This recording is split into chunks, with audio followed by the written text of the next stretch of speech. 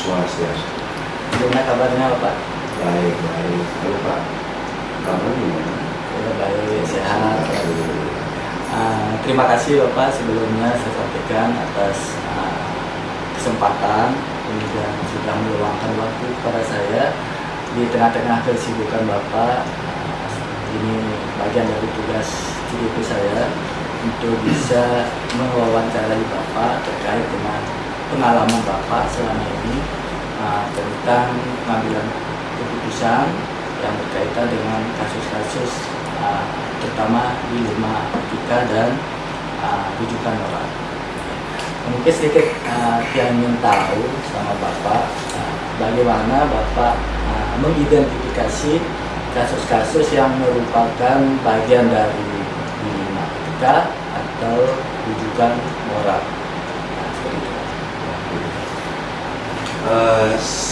Pada dasarnya ya, dalam membedakan dilema etika dan rujukan moral, kita kan perlu tahu pada situasi apa. Sedikit saya sampaikan, mungkin kamu sudah tahu juga bahwa dilema etika itu kan lebih condong kepada keadaan situasi benar dengan benar. Sedangkan kerujukan moral, keadaan dihadapkan pada keadaan situasi benar dengan tidak benar, benar dan salah kan.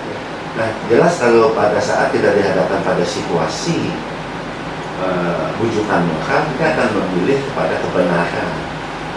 Nah yang sulit adalah kalau kita dapat situasi benar dan benar di Lima Etika. Nah dalam hal ini bagaimana mengidentifikasi selama yang Bapak lakukan, dan Bapak sebagai kepala sekolah yang baru di sini ada masalah, tetapi belum sebanyak yang mulai mungkin. Namun dapat diisi gambaran yang Pak programkan atau Pak lakukan adalah secara umum, secara khusus, maksudnya tidak melakukan identifikasi sebenarnya, tetapi sifatnya lebih kepada menyesuaikan dengan situasi dan kondisi permasalahan itu sendiri. Apa artinya? Terkadang secara kasus tersebut langsung dapat diidentifikasi dengan logika, akan tetapi terkadang baik dilema etika maupun rujukan moral membutuhkan pemikiran yang jernih, bahkan harus melibatkan orang lain dalam identifikasi. Nah hal ini sebabnya kenapa? Karena tidak jarang namanya kasus datang secara bersamaan. Jadi secara simpelnya, saya secara khusus tidak melakukan identifikasi, tapi lebih condong kepada atau lebih cenderung kepada situasi dan kondisi, menyesuaikan. Kalau memang itu perlu penanganan cepat, ya saya identifikasi cepat langsung penanganan. Tapi kalau memang perlu perlahan-lahan, ada waktu, perlu pemikiran lebih matang karena kompleks, saya harus pelan-pelan, perlu melakukan suatu langkah diskusi, koordinasi. Baik, terima kasih, menarik sekali penjelasan tadi itu. Kemudian selama ini bagaimana cara Bapak menjalankan pengambilan keputusan, terutama di sekolah, terutama kasus-kasus di mana ada dua kepentingan yang sama-sama memiliki nilai kebenaran. Misalnya sana ada nilai-nilai kebajikan, misalnya ada kebenaran lawan kesetiaan, ada keadilan, rasa kasihan. Kira bagaimana Bapak menjalankan pengambilan keputusan tersebut? Dalam selama ini saya menjalankan pengambilan keputusan sekolah ini, terutama untuk kasus-kasus di mana ada dua kepentingan yang sama-sama benar atau sama-sama mengandung dari kebajikan. Ada terlebih dahulu saya melakukan koordinasi atau musyawarah kepada pihak-pihak terkait seperti guru, kalau berkaitan dengan siswa, orang tua siswa, atau pihak yang lain yang diperlukan, komite misalnya, ketua komite, gitu ya. Nah langkah ini saya lakukan tidak hanya semata masalah yang serupa, tetapi terkadang dilakukan juga untuk beberapa masalah lain yang memang mendesak untuk segera diambil keputusan. Misalnya ada sesuatu yang memang harus segera kita ambil tindakan. Saya juga harus musyawarah, tidak semata-mata langsung mengambil keputusan sendiri. Dia berdasarkan aturan saja. Gitu. Kita perlu memperhatikan kepentingan, gitu ya. Ya karena kasihan itu kenapa? Memang kita melakukan suatu bentuk kejujuran. Tapi kalau kejujuran itu membawa dampak tidak baik kepada permasalahan penyelesaian, saya tidak berani. Saya perlu mempertimbangkan rasa kasihan itu dalam artian rasa kemanusiaan, masih tidak menyalahi benar secara aturan, kan gitu. Ya. Nah terus selain saya dalam mengambil keputusan itu seperti tadi mendesak saya harus keputusan, juga mempertimbangkan regulasi, aturan-aturan, juga mempertimbangkan sisi kepedulian dan kebermanfaatan. Apakah putusan yang saya ambil itu benar atau salah atau tepat? Jadi saya tidak semata-mata mengambil regulasi, musyawarah tok, atau mengambil kepentingan sendiri. Kan saya mengambil aturan, kan saya artinya begini.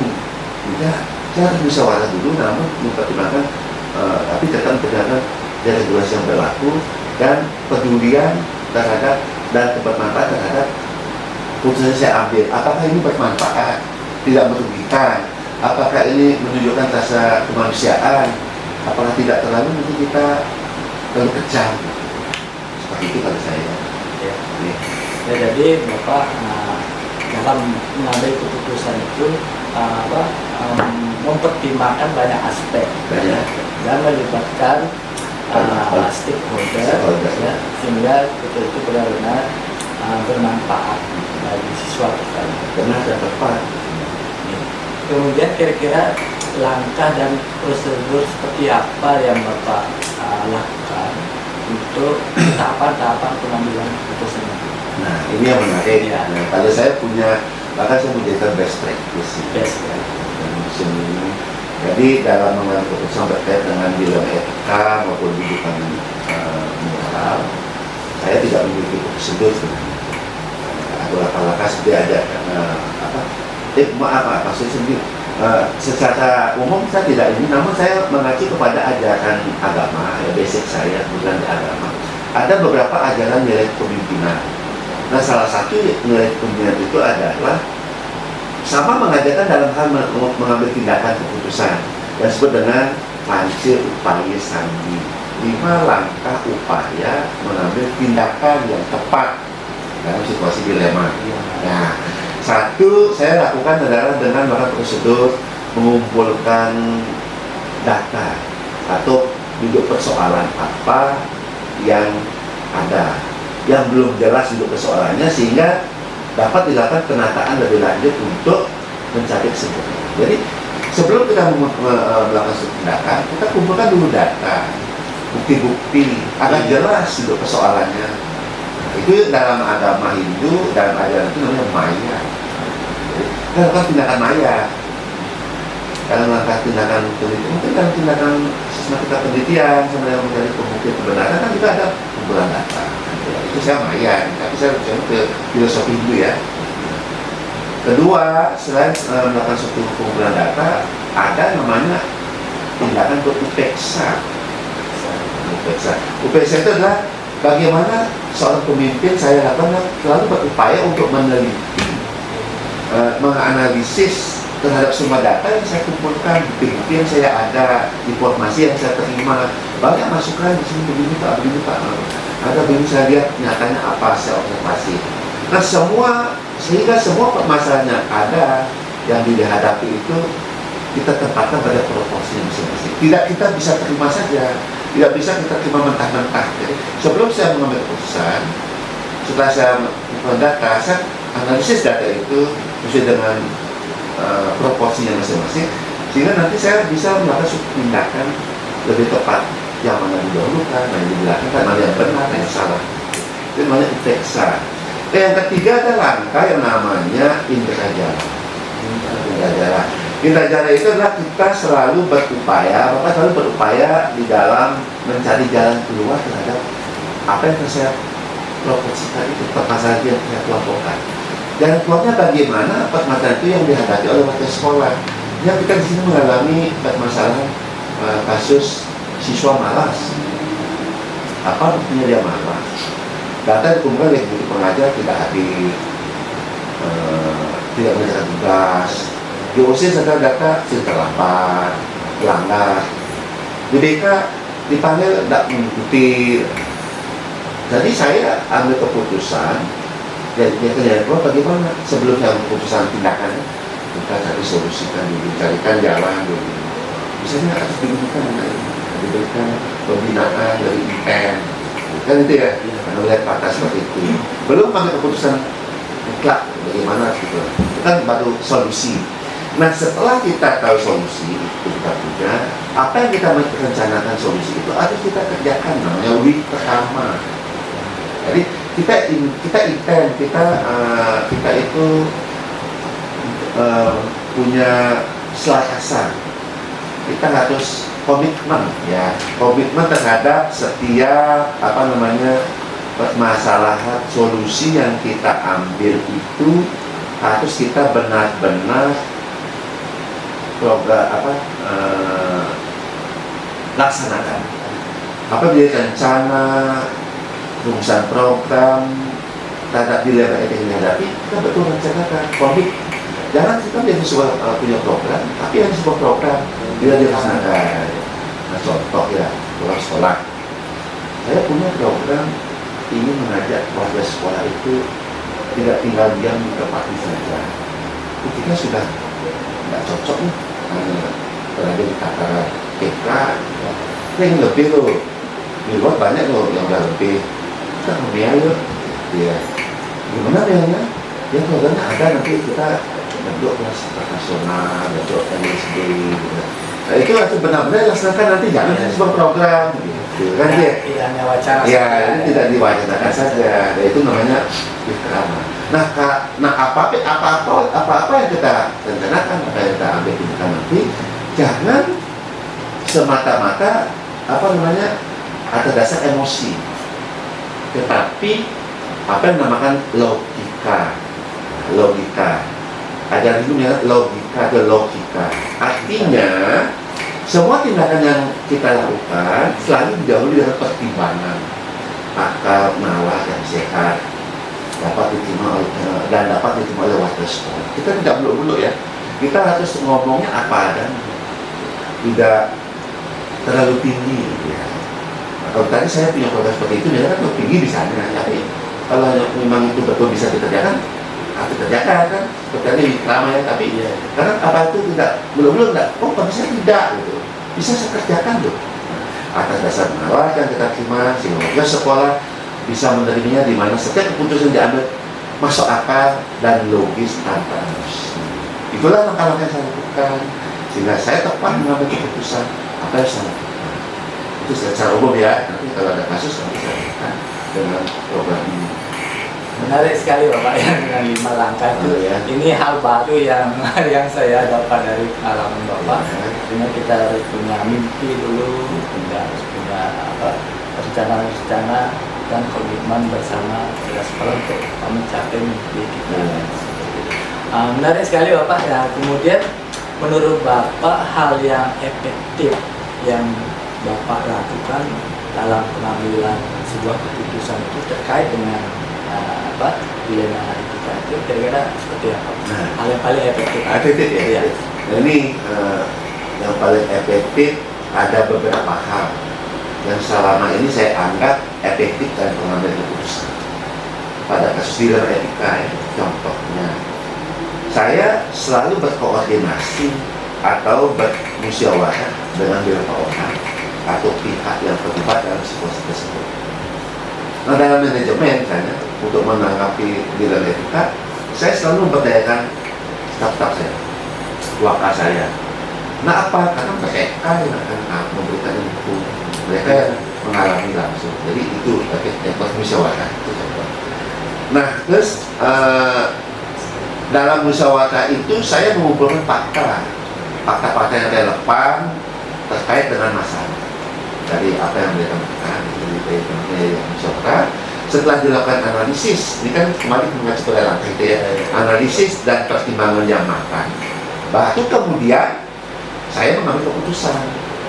Dan logika kita bisa diterima, tidak bukan emosi, tidak subjektif, kita mengutamakan kepentingan orang lain, tidak berkepentingan individu. Jadi semua kerangka individu itu berada dalam kerangka kepentingan orang banyak. Dalam tempat itu, bagaimana mereka kepentingan pribadi tidak memiliki kepentingan umum. Laksanakan kepentingan pribadi dalam kerangka kepentingan umum. Ini sama juga, saya selalu berpikir mengenai keputusan itu bagaimana kepentingan pribadi itu berada dalam kerangka kepentingan umum. Tentunya pada saat yang sama, selain itu ya, diperlukan cara-cara berpikir kita yang jernih, logis.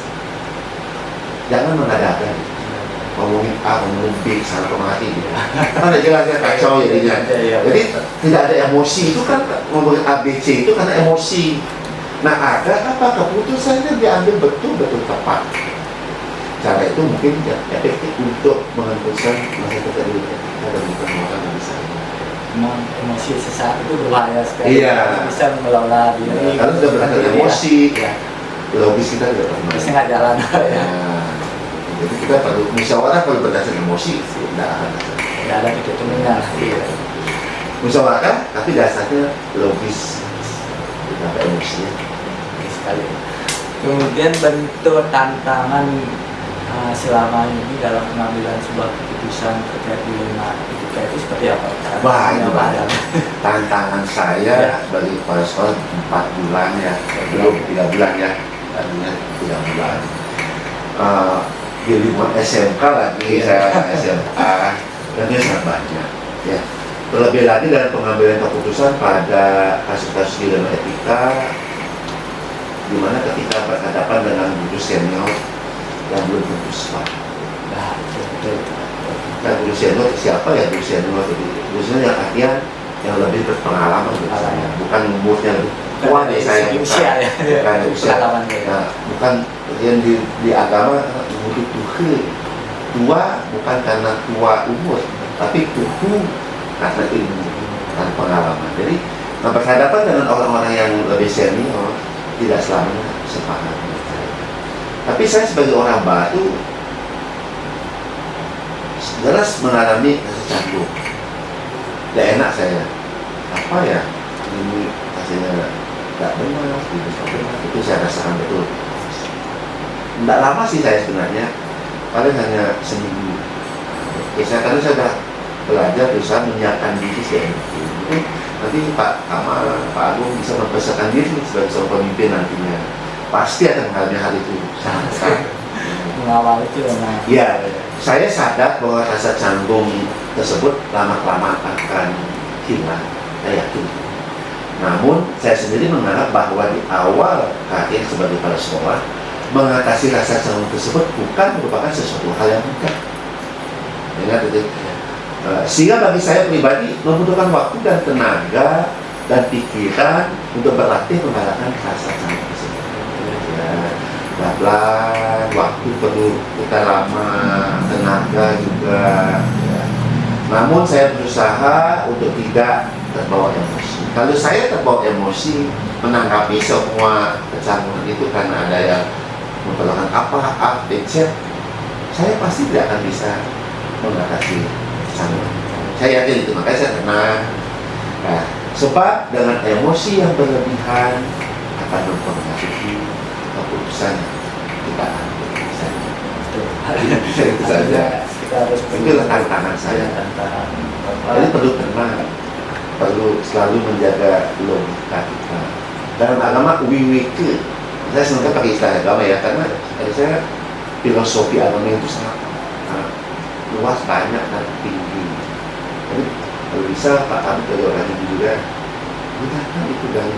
Karena sesungguhnya apa-apa yang dari Hindu itu, apalagi dalam kepemimpinan, banyak ilmu.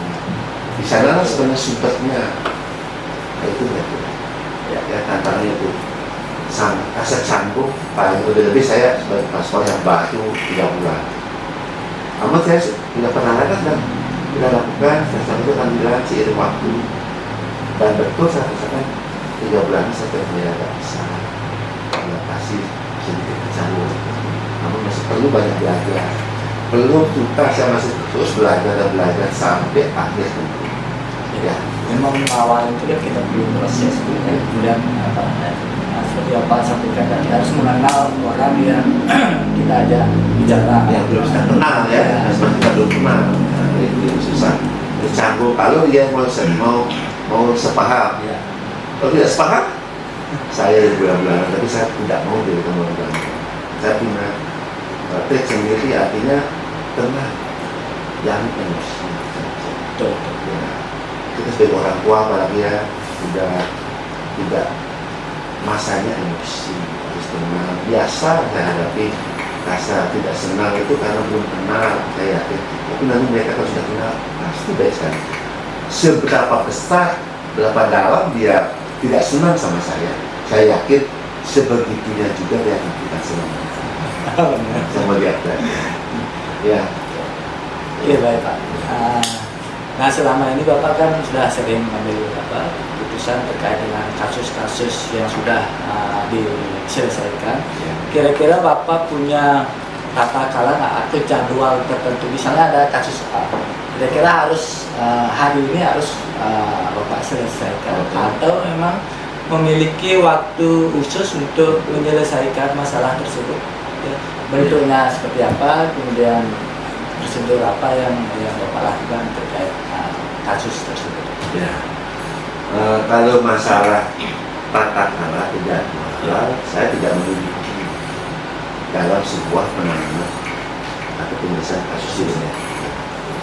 Saya condong menyesuaikan masalah tersebut atas dasar kompleksitas masalah. Artinya apa? Apabila masalah tersebut menuntut untuk segera diselesaikan, sederhana, kemudian saya akan langsung menyelesaikan di tempat, saat itu juga, waktu itu juga. Tidak mau tunda-tunda, karena hal itu ya kecil tapi akan dibiarkan akan besar gitu ya. Makanya atau segera saat itu juga bisa selesaikan, saya selesaikan. Tidak harus menunggu saya kumpulkan dulu enggak. Namun tidak jarang juga saya menjumpai masalah yang proses penyelesaiannya memerlukan musyawarah atau koordinasi kepada orang yang punya kompeten. Dan saya lebih mengedepankan kolaborasi. Siap. Jadi saya akan lalu berkolaborasi pada orang-orang yang berkompeten, lalu berguru pada orang yang berkompeten kalau menghadapi masalah-masalah yang kompleks dan memang memerlukan banyak tempat. Contoh konkret saya katakan teman-teman waka, teman-teman kapolri, kabin, wali dan kalau saya sedang disini tidak bisa ngapain saya ini, maka itu di saat itu saya perlu waktu tertentu. Jadi itu kan tata polanya ada, tata kala ya, tapi tidak secara khusus, tidak itu tergantung kompleksitas masalah. Ya. Betul sekali. Tapi dipilah-pilah ya, Dipilah, ya. Ada kasus yang Lihat ada kompleksitasnya. Baik Bapak. Selama pengambilan keputusan selama ini, kira-kira faktor-faktor apa yang mempengaruhi? Adakah orang lain atau seseorang yang bisa membantu Bapak atau mempermudah gitu, dalam pengambilan kasus terkait dengan dilema etika ini, Pak? Pasti sangat-sangat pasti ya. Jadi saya berpendapat bahwa faktor yang mempermudah atau membantu dalam pengambilan keputusan pada kasus dilema etika itu adalah tidak bekerja sendiri. Pasti itu. Artinya ada teman ataupun orang yang lebih kompeten, berpengalaman terhadap topik masalah tersebut. Saya yakin itu kalau masalah keuangan kan, saya pasti punya tim terus kalau masalah kesiswaan kan ada siswaan dan stafnya. Jadi tidak saya sendiri yang langsung menyelesaikan, harus berkolaborasi ke sana ya. Jadi ada teman yang lain, tidak bekerja sendiri saya. Jadi saya bukan dari sakti. terjamin sendiri, ngadepin pemimpinnya bahasa gitu ya. Jadi ada teman, selain itu kita perlu memaksimalkan sumber daya yang ada untuk bersama-sama bagaimana memikirkan keputusan untuk sebuah solusi melalui musyawarah dan kolaborasi. Sini intinya kembali dari berkolaborasi, bekerjasama dan bermusyawarah. Jadi duduk bersama, tidak sendiri. Itu pasti ya. Di antara dilema etika itu pasti ada yang lebih dibutuhkan dan kita dapat memperhitungkan resiko yang terjadi. Kalau kita sudah duduk bersama berkolaborasi, pasti kita yakini bahwa ada yang lebih dibutuhkan dan dapat memperhitungkan resiko apa yang terjadi terhadap dilema etika itu. Dengan duduk bersama, kita dapat masukan, kita bisa berpikir, mempertimbangkan secara rasio, tidak emosional.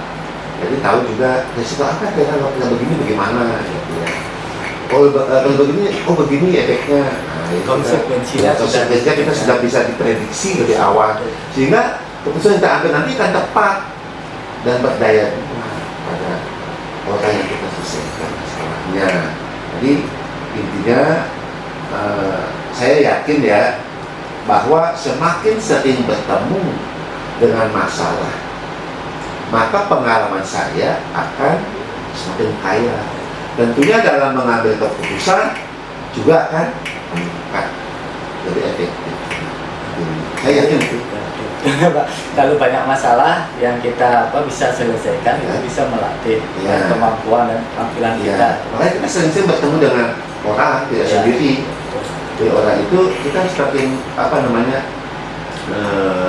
bahwa kita semakin kaya ada pengalaman-pengalaman, dan kalau ada melalui masalah, dari saya melalui masalah kata tadi semakin cepat kita mengambil keputusan.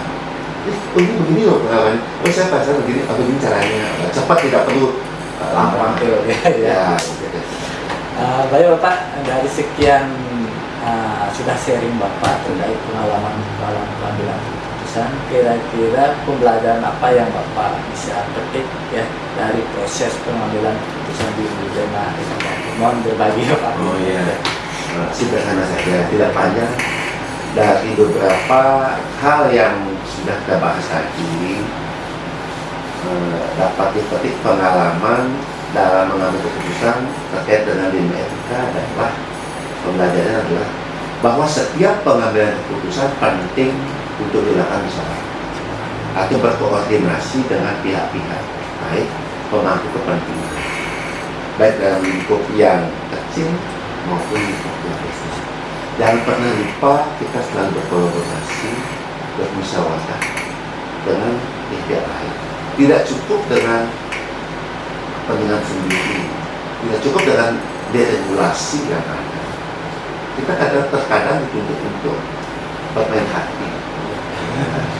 Jadi sini ambil keputusan itu logis tetapi menyentuh. Jangan logis kecam. Kadang orang logis karena dia mengambil regulasi, kepemimpinan kami dalam keputusan ini seolah dia penguasa. Kalau sudah penguasa tidak ada hati. Tapi kalau sudah pakai hati, itu kan seorang pemimpin sebenarnya. Masih mau menasihati, mau bermusyawarah, mau berdiskusi. Itulah sesungguhnya kepemimpinan. Itu sesungguhnya pemimpin yang bisa menjaga aspek-aspek kepemimpinan, menggerakkan, mengarahkan, membimbing. Gitu kan? Kalau menguasai, mengintimidasi, menjas, itu penguasa. Ya, sekian kira-kira Pak. Baik Bapak, terima kasih atas waktunya. Saya banyak hal yang saya dapat dari berbagi pengalaman Bapak. Semoga saya itu bisa mempraktekkan ya, kemudian bisa menggali dan menerapkan apa yang sudah Bapak bagikan ke saya. Ya, terima kasih banyak. Ya, sama. Di lain waktu mungkin kita bisa ngobrol lagi. Jangan sungkan-sungkan Bapak untuk berbagi pengalaman Bapak sehingga saya bisa tumbuh menjadi calon-calon pemimpin pembelajaran ke depannya. Sebaliknya, ya juga Pak kami juga Pak Kenjari juga jangan sungkan-sungkan memberikan masukan, karena saya penting sekali masukan itu untuk memperkaya diri di dalam menangani kasus-kasus kayak ini. apalagi dari CGP, saya yakin banyak pembelajaran yang bisa dibuat.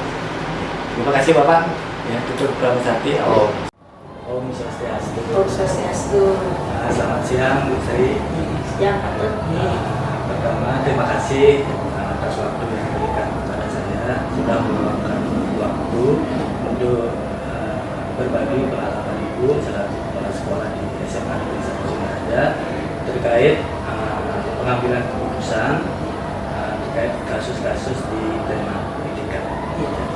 Mungkin pertama yang bisa Ibu bagikan ke saya, ya, yaitu bagaimana selama ini Ibu mengidentifikasi kasus-kasus yang merupakan bagian atau termasuk dilema etika atau rujukan moral. Ya, terima kasih Pak Tut.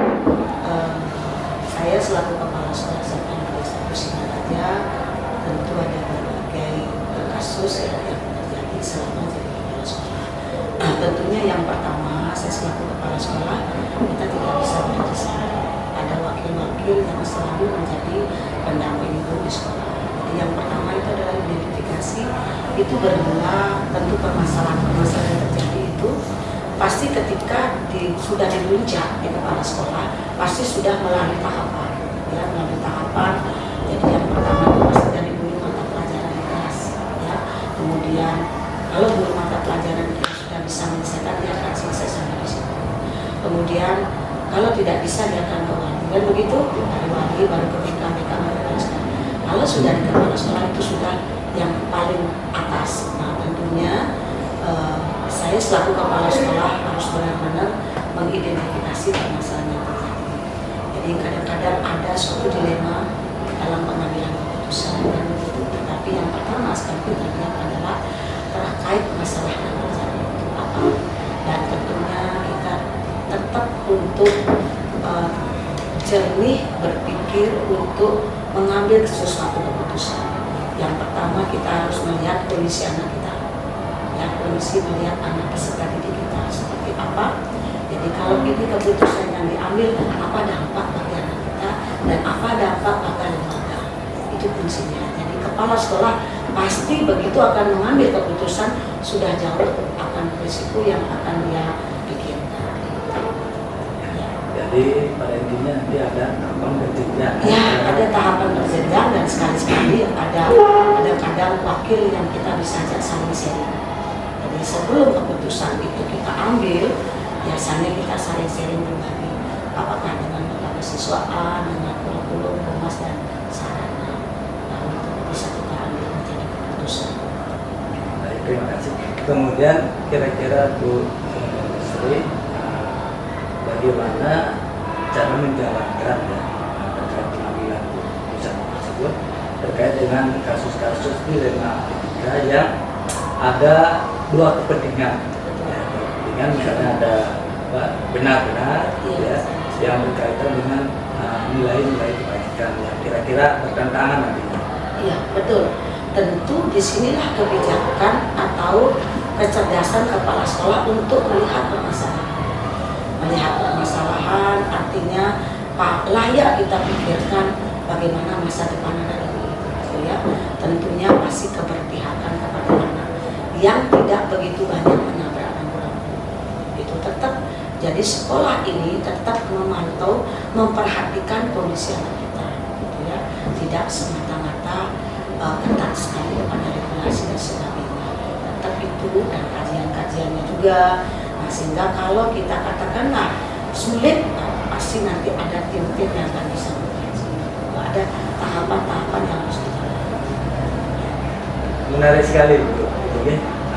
Selama ini boleh Bu ceritakan singkat saja seperti misalnya kasus apa yang pernah Bu alami dan keputusan apa yang pernah diambil dalam kasus tersebut. Ya. Secara singkat ya ada itu kadang rasanya sangat bertentangan kan begitu, tetapi kita lihat dalam aturan katakanlah ada aturan yang memang sakot harus begini, tapi kan kita lihat tingkat permasalahan dan kejadian itu apa, itu yang perlu dikaji kedalaman. Sehingga biasanya kalau itu bidang kesiswaan, Makanya biasanya saya berbagi dengan siswa. Kalau itu tentang pembelajaran, maka berbagilah, berdiskusilah dengan bidang dari guru. Nah, disitulah kadang-kadang kepala sekolah harus benar-benar berpikir sekian kali untuk mengambil suatu keputusan. Ada koordinasi, tingkat kedalaman dari permasalahan itu juga diterima. Karena bagaimanapun keputusan ini akan sangat berdampak pada masa depan anak kita. Harus bijak sekali.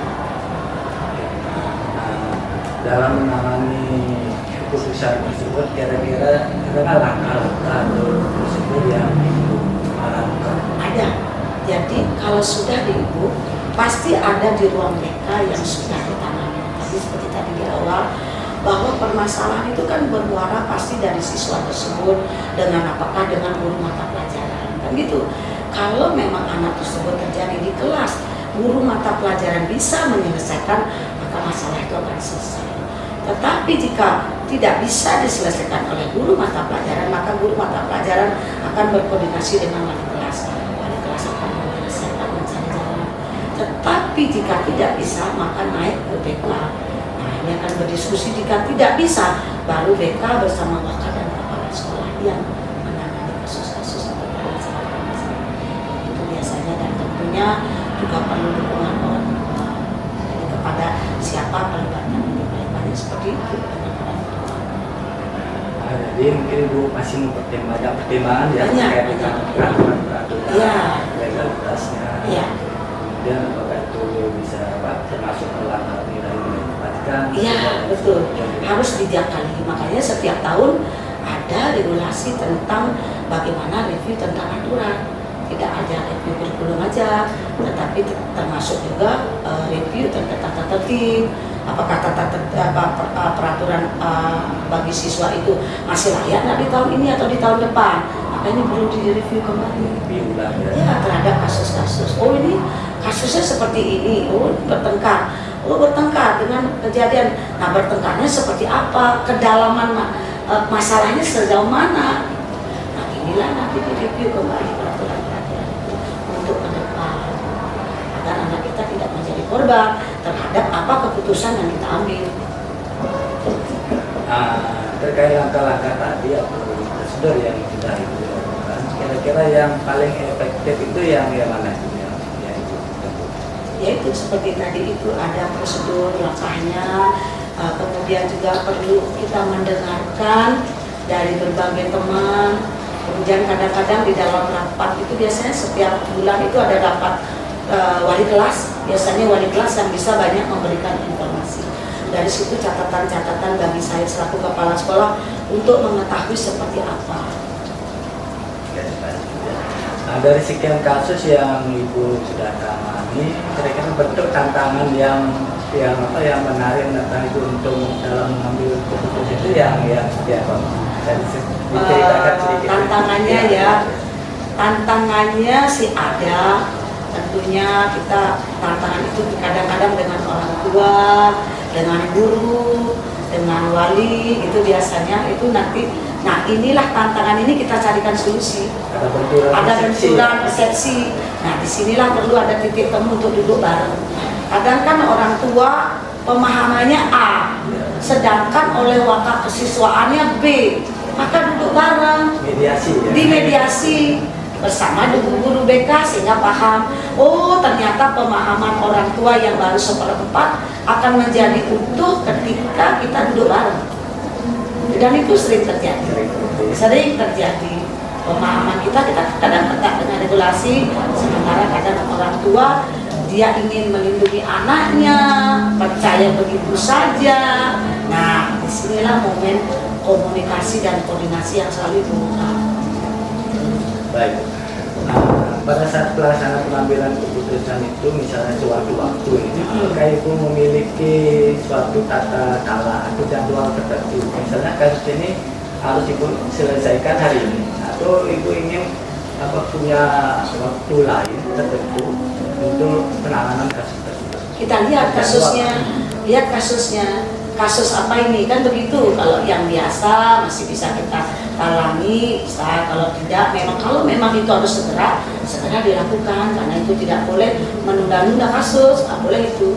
Ya kalau itu sampai menunda, nanti akan menimbulkan hal yang kita tidak inginkan, terutama pada orang tua dan lembaga. Ya jadi sedini mungkin, makanya kalau itu di sini orang tua ada masalah apapun boleh datang ke sekolah berdiskusi, apakah itu di BK, apakah dengan wali kelasnya. Gitu. Kalau sudah cukup dia dengan wali kelas, ya sudah, tidak cukup ke ibu lagi, tidak usah. Gitu. Karena ini harus sedini mungkin. Tapi kalau kasus-kasus yang, tapi rasanya cepat kok itu, tidak mungkin sampai lama. Jadi tergantung kompleksitas dari permasalahan tersebut. Di selama ini mungkin Ibu pernah melibatkan orang lain atau faktor apa yang mempengaruhi, yang bisa membantu Ibu atau mempermudah Ibu dalam pengambilan keputusan? Ya, biasanya kan begini, keputusan-keputusan yang diambil itu kan tergantung jenisnya ya. Kadang-kadang kita juga bisa mendengarkan pada saat rapat MKKS, dan kadang sering curhat bersama kepala-kepala sekolah, punya ada masalah seperti ini. Ini adalah menjadi referen buat kepala sekolah. Oh, pernah ada terjadi seperti itu namanya sharing. Ya, sharing bersama teman-teman kepala sekolah. Kemudian juga di media-media sosial kan sering juga terjadi itu. Oh, ternyata seperti ini penanganannya, apa penyebabnya, kan gitu. Nah, ternyata mungkin antara orang tua, lembaga, dan pemerintah ini harus nyambung tuh bertiga ini. Pengalaman Ibu selama di sini, pernah nggak kasus yang Ibu tangani itu pernah dipublikasikan ke media sosial sehingga kira-kira bisa membuat Ibu tidak nyaman akan hal itu? Pernah terjadi itu, terutama pada saat pembukaan MPLS. Tanpa Ibu tahu, karena dalam kondisi sakit Ibu gebuk gong, jatuh gong Ibu itu diviralkan.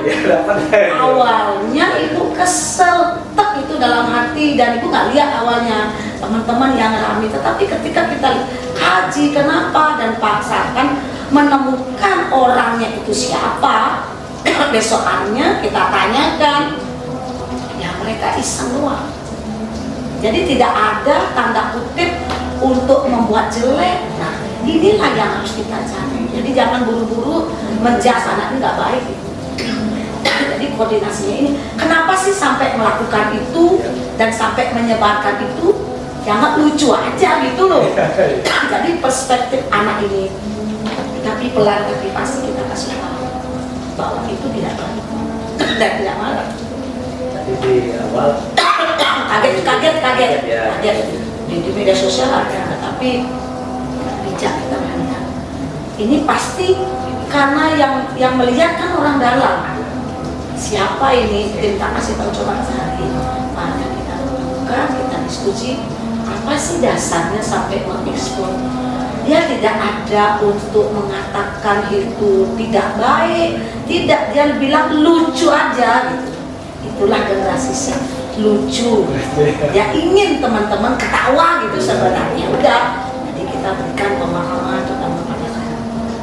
Kalau kamu lihat, kalau ada kejadian seperti itu, apa sebabnya? Kalau saya lihat, ternyata sebabnya gong itu posisinya miring, ulung. Atau kan mungkin Ibu terlalu keras kan bisa saja. Jadi itulah harus duduk kasus-kasus. Awalnya nggak enak, kenapa ya? Karena rame nih sekolah-sekolah, kenapa kamu viral? Baik Bu ya. Dari sharing pengalaman tadi saya sangat tertarik ya, dan banyak hal yang dapat saya nanti penting untuk saya kembangkan di sekolah saja. Mungkin yang pertanyaan terakhir ya. Dari sekian Ibu pernah mengalami kasus-kasus di sini, pembelajaran seperti apa yang kira-kira Ibu petik dari hal ini? Banyak banget pembelajarannya. Satu, lebih sabar. Kedua, lebih intens untuk selalu berkoordinasi. Yang ketiga, berkolaborasi. Yang ketiga, kita akan lebih banyak mengetahui anak didik kita ini seperti apa sih. Jadi dengan hati anak didik kita ini seperti apa. Nah, disitulah kita banyak memberikan pembelajaran-pembelajaran untuk membentuk dia, terutama apakah karakternya ataukah yang lainnya. Itu pembelajaran yang pasti happy jadi kepala sekolah. Kita bekerja dengan hati. Apapun terjadi kita harus bisa menjadi solusi, menjadi lebih baik lagi. Ya itu tantangannya, tantangan menjadi cambuk buat kita. Ini ada masalah nih, asik juga ini gitu loh. Diapakan ini? Gitu. Makanya ibu selaku kepala sekolah sekian persen duduk di sini, habis itu loncat ke ruang wakil karena kita berdiskusi. Jam istirahat loncat ke ruang guru menyerap aspirasi. Mantap banget jadi. Jadi dengan adanya masalah itu bisa lebih enjoy, tidak beban, jangan beban. Karena kepala sekolah kan berat kan. Banyak yang memikirkan belanja lewat sipla, kemudian ini pengadaan, kemudian yang satu persiapan lomba, yang satu harus eksekusi proposal, banyak. Happy, nggak boleh stres. Baik Bu, ya terima kasih atas sharing Ya. pengalamannya. Ya. Mudah-mudahan saya bisa tumbuh jadi lebih baik ya terkait dengan apa saya nanti sebagai pemimpin pelajaran di sekolah. Terima kasih banyak sekali Ya. untuk dengan Ya, orang ya, selamat ya.